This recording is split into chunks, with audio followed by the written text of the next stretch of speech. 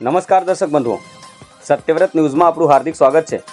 દર્શક બંધુઓ, રાજકોટના નાના મોવા રોડ પર સ્થિત ગેમ ઝોનમાં 25મી તારીખના રોજ ભીષણ આગ લાગી હતી, જેમાં છેલ્લા અહેવાલ અનુસાર 28 લોકોએ જીવ ગુમાવ્યા હતા. ગત રોજ વડોદરામાં મૃતકોની આત્માને શાંતિ મળે હેતુથી જનતા દળ યુનાઇટેડ જેડીયુના કાર્યકરો દ્વારા કેન્ડલ માર્ચનું આયોજન કરવામાં આવ્યું. લલિતા ટાવરથી શરૂ થયેલ કેન્ડલ માર્ચ યાત્રા ડેરીડેન સર્કલ ખાતે પૂર્ણ થઈ હતી. જેડીયુના કાર્યકરો દ્વારા શ્રદ્ધાંજલિ અર્પણ કરવામાં આવ્યું.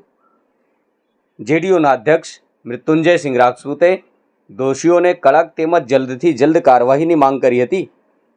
Report Satyavrat news, Vadodara.